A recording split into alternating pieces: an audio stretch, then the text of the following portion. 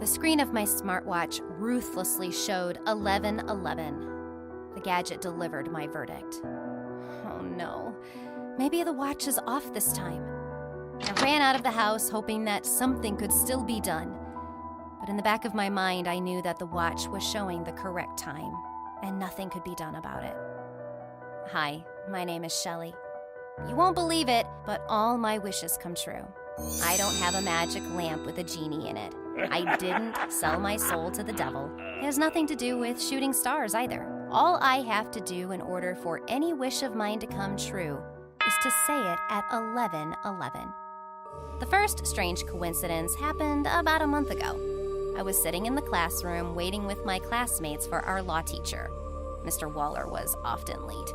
He usually flew into the classroom like the frightened white rabbit from Alice in Wonderland, and after dropping his briefcase on the table, would immediately begin his lecture. He knew the rule. 15 minutes late, the lecture is canceled. 11:08, ladies and gentlemen! The low and loud voice of our class president, Phil, distracted me from my conversation with Alexa, my friend from the university. Mr. Rabbit has 7 more minutes, Phil. Alexa waved the class leader off. In that time, he has time to get a cappuccino at Starbucks, marry our principal, and get a divorce. The walls of the auditorium shook with laughter. The one who laughed the loudest, of course, was Phil. Well, maybe something will happen this time and he won't make it. Like what? A billboard with BTS on it will nail him right on 5th Street? Well, it is an honor to get killed by BTS. I glanced at my smartwatch amidst another burst of laughter. 11:11. 4 more minutes and I was interrupted by Principal Nix, who briskly walked into the classroom. One of the students remembered Alexa's joke and giggled. Good afternoon. Mrs. Nix's face and voice expressed concern. Unfortunately, there will be no lecture on law today. Your teacher was in an accident. We all gasped in unison. What kind of stupid coincidence is that?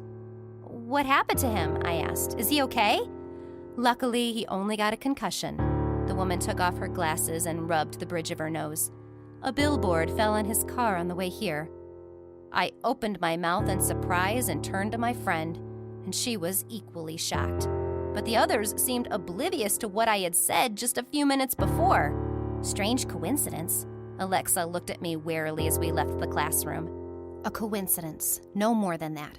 I tried to console myself by saying that it was just a weird stroke of serendipity. But I soon realized that what was happening was anything but a coincidence. My parents and I had been planning a weekend together for a long time. Their demanding work schedule and my very busy university life dictated the terms, and we saw each other only in the morning, at breakfast, and only for 15 minutes. Not much at all. This Saturday, both my parents and I were completely free. After a good night's sleep, we gathered for breakfast and made plans for the day. Here's the plan, said Dad. A walk around the city, a movie, dinner at the cafe. Maybe we can squeeze in a bit of shopping into this plan? I smiled at him dazzlingly, knowing that it was a weapon that always worked. No, I'm not falling for that again. My father waved me off and turned to my mother. Do you remember how much a little shopping cost me last time? About $1,000, Mom laughed. Exactly. No shopping until we have rich relatives. Why not? I got up from the table and picked up the dirty dishes. Just imagine, we get a call and are told that one of our distant relatives died and left us a huge inheritance. There is nothing wrong with dreaming. Mom patted me on the head. It's 11:11. Let's pack up and go. Dad's cell phone rang and made the 3 of us roll our eyes irritably. It's our day off, honey. Don't answer the phone, Mom asked. Dad, we said no work today, didn't we? Dad nodded, but then he glanced at the phone screen and frowned. I'll have to take it. I don't think it's work. After loading the dishes into the dishwasher, I went to my room to get ready to go out with my parents. As I was walking up the stairs, I heard my dad say to someone, What inheritance? I don't have any relatives in Congo. I don't understand. At that moment, I forgot how to walk. I put my foot over the step and I missed. I rolled down the stairs and rushed back to the kitchen. Dad looked like a ghost. Pale, he was still sitting at the table. his hand over his mouth, looking at my mother with eyes so huge, as if she'd just admitted to him that she was Marlon Brando's extramarital daughter. That would be nice. I love Godfather. What? Mom asked, putting her hand on his shoulder in a sympathetic manner. Dad took the phone away from his ear for a moment and then reported, "Some distant relative from Congo died and left me a few millions as an inheritance." You know what made this fact even funnier? That my dad has natural blonde hair and very fair skin. I guess the relative was very distant. Coincidence again? I found that less and less believable. And then there was that time, 11:11. I wasn't sure, but I think I said that billboard joke at 11:11 too. Or was it just wishful thinking? Was I dragging in facts that didn't exist? No, I remembered those numbers well. While my parents were joyfully bouncing around the kitchen like 5-year-olds, I went up to my room. Clearly, the family outing was not happening. Oh my God, I think I can predict the future. Or maybe I have the power to make my wishes come true. Well, there's only one way to find out. I spent the next day on my own. My parents were too busy preparing the papers for the inheritance and the upcoming trip to Congo. I wandered through the mall in the morning, constantly glancing at my watch. It was only 10 minutes away from my goal time when I saw the Grace Boutique, the most expensive brand they had at the mall. Perfect place. At exactly 11:11, I closed my eyes and whispered, "I want to get all the clothes from the store completely free." The same second, I heard a hysterical scream. "To hell with you and your whole family, John! This is my store and I can do whatever I want here!" I opened my eyes, and right in front of me, a beautifully dressed, gorgeous like a Greek goddess young woman was pushing a man with a mustache out of Grace. He didn't resist. "Nicole, let's talk calmly." People passing by stopped and stared at the scene with interest. "We have nothing to talk about. I know how you run my store. If I want, I'll give away all my clothes for free to the first person I see. Here you are." The woman suddenly grabbed my hand. "Come in and take everything you need. No need to pay." Did this just happen? I thought as I drove home in a cab filled with bags of clothes. I was recalling the plots of dozens of movies where the main character suddenly got the ability to grant all his wishes, and it ended up very badly for him. I have to be very careful and formulate each one correctly. On Monday, I went to the university. Alexa immediately noticed my new clothes. "Wow, is that from Grace? I saw that skirt there last week. Their price tags are like phone numbers." I was about to tell my friend about the wonders I could do now, but I was distracted by Ian. I had a crush on this handsome, smart guy for a long time, so I could feel him coming a mile away, like I had radar in my head. Ian was walking down the hall with his friend, books in his hands and a wide, charming smile on his face. He is perfection. Too bad he doesn't notice me. Wait a minute. Now I can fix this misfortune. I glanced at my watch. 10:30. At 11:11, I'll be in class. Well, I'd have to pop out for a second. Everything worked out in the best possible way. A few minutes before the sacred time, I asked to leave. I snuck out into the corridor and carefully formulated my wish in my head. There could be no mistake. No one had to get hurt.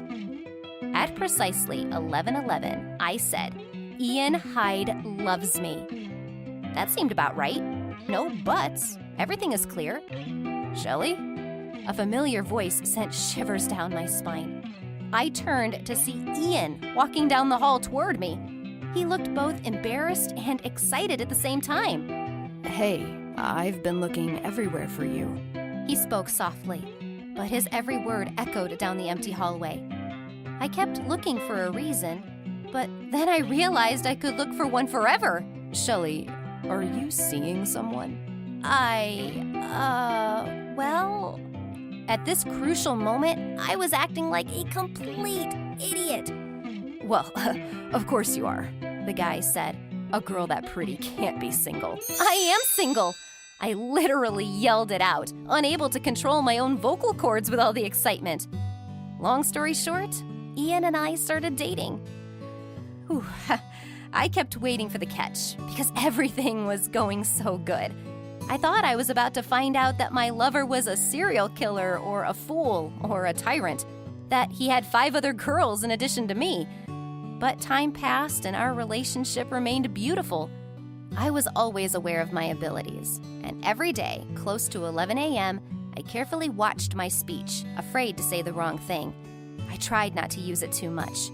Only occasionally, when my parents, Ian, or Alexa had a problem, I solved it by making a wish. Do you think my story was going to have a happy ending? I wish. One day, before my first lecture, I couldn't get in touch with Ian. I couldn't figure out if he was coming to class. My boyfriend's phone had been off all morning. I worried that something had happened. However, very soon, Ian was found. I saw him when he entered the university building, smiling dazzlingly in the company of the main hottie, Emily. My heart stopped. My hands started shaking, and I walked confidently over to the couple. "Shelley, hey!" Ian hugged me very sincerely. "I haven't been able to reach you all morning," I grumbled, pulling myself out of his grasp. "I'm sorry. My phone is broken. We'll go buy a new one today, okay?" Emily was watching this scene with a poorly concealed sneer. But he loves me. Or maybe he doesn't anymore? I kept catching my boyfriend with Emily, and they were chatting nicely, and it drove me crazy. Ian's attitude toward me hasn't changed at all, though. I could make this upstart leave town for the North Pole with a single phrase, but I kept it together. Until one unfortunate morning. That Sunday, Ian and I were going to the movies. At 11 o'clock, my boyfriend called me and explained that Emily's car had broken down and he was on his way to help her. "I'll be quick, love, there and back. I'm already on 5th Street, Ian promised. For the first time, I couldn't control my emotions. I dropped the call and exclaimed from the bottom of my heart, "Go to hell!" Immediately realizing what I had done, I looked at my smartwatch. 11:11. No, it can't be true. Panic seized me, and for the first few minutes, I just paced around the room trying to pull myself together. Then I dialed Ian, but he didn't answer my call. Still telling myself that my watch was wrong, I ran out of the house. Fortunately, my wish had come true. Ian's car, together with all the others, had fallen into a huge hole that had suddenly formed in the asphalt. My boyfriend was barely hurt, but the story frightened me so much that every day at 11:11 sharp, I stay alone and spend that whole minute in total silence. Would this ability scare you? How would you use it? Write your answers in the comments. And don't forget to like this video.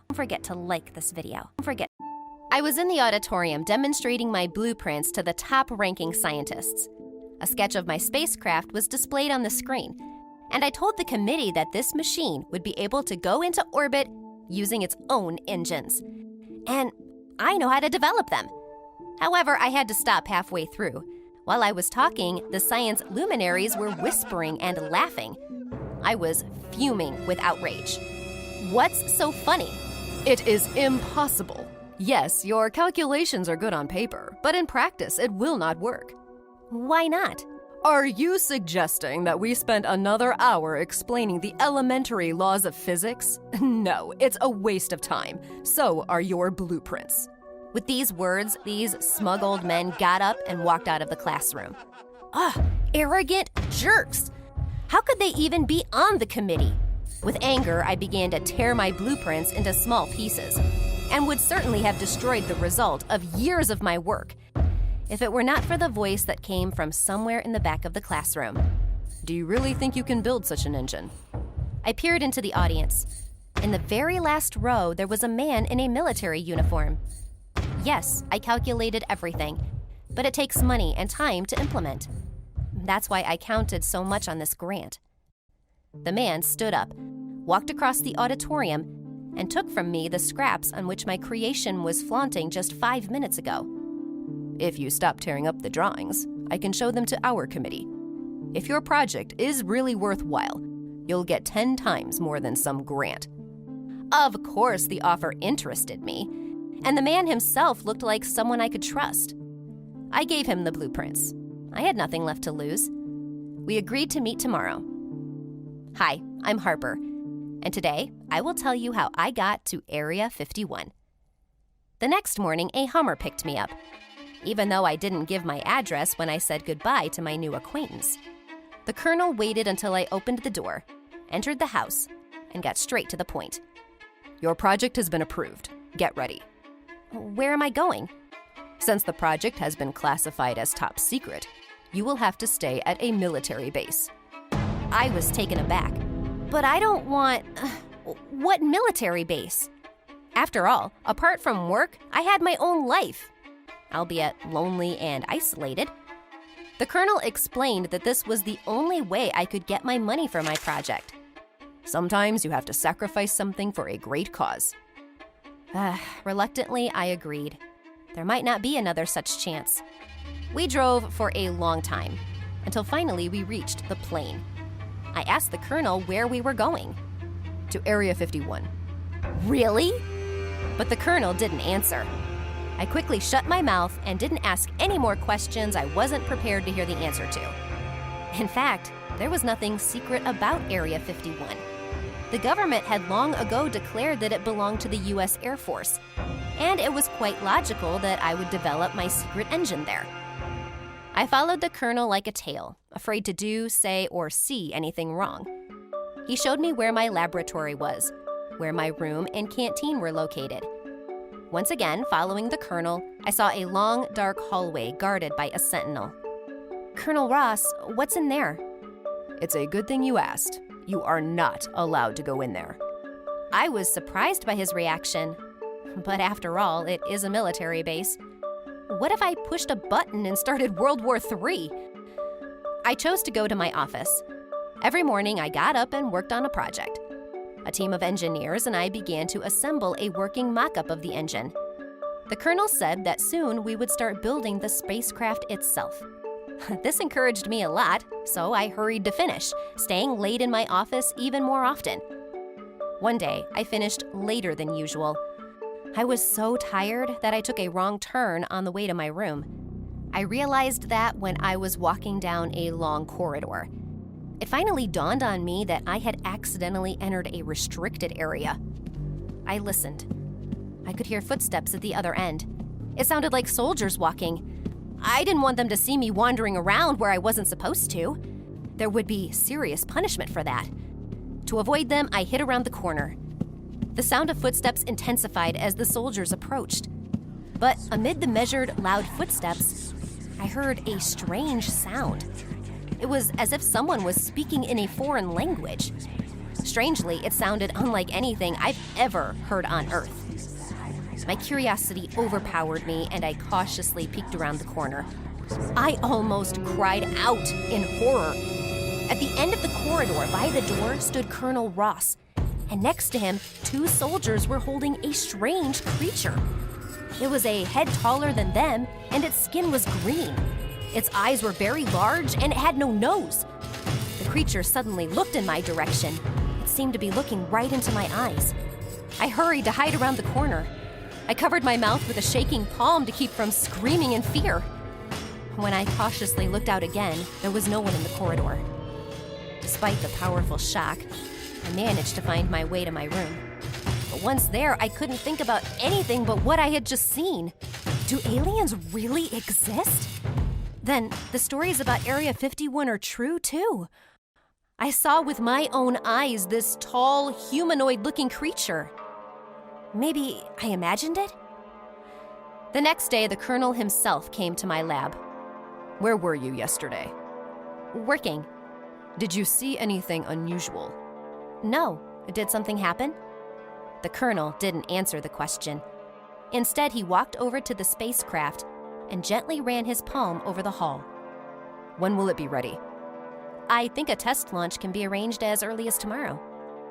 The man was about to leave, but suddenly he turned around and held out a spherical-shaped object. If you can help us how to figure out how it works, we didn't produce it. I took the object and began to examine it curiously. And yes, Miss Harper, don't stay late at work. You have to be in your room at 8 p.m. I nodded. The Colonel left. There was clearly something strange going on within the walls of this building. And what is this thing? I've never seen anything like it before. I twisted the unknown item in my hands for a while and then put it aside, intending to deal with it tonight. The spacecraft needed to be prepared for launch, so I stayed up late again. On my way back to the room, I stared at the sphere, with no idea on how it could be used. As I passed the hallway that led to the restricted area, the sphere in my hands began to glow with a cold green light. I decided to go closer to the corridor. The glow intensified. It was like it was guiding me somewhere. I hesitated for a moment, but I followed its guidance. My curiosity will get me killed. But the colonel told me to find out what this thing was. I'm just following his orders. With each step, the sphere glowed brighter and brighter. At some point, it suddenly went out. Only now did I realize that I was standing in front of the same door I'd seen yesterday. There was a strange sound behind the door. It sounded like the howl of a wounded animal. I peered through the glass window of the door. In the corner of the dimly lit room sat the same humanoid. He was chained up, and I noticed bruises on his body. The blood was red, like human blood. It was clear from the marks on his body that he had been tortured. The creature noticed me. It opened its mouth and made some kind of pathetic chirping sound. I felt so sorry for it. It seemed to have suffered a lot. Suddenly, there was a loud voice behind me. I flinched. "I thought I told you to go straight to your room after work."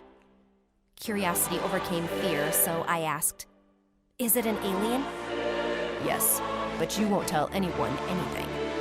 The colonel pushed me, and I hit the door. The sphere fell out of my hands and rolled across the floor. The colonel drew his gun and pointed it at me. I guess I should have said goodbye to life. Suddenly, a cold green glow flooded the entire corridor, and the humanoid appeared behind the colonel. He had the sphere in his hands, and the wounds on his body were gone. The alien touched the colonel's arm.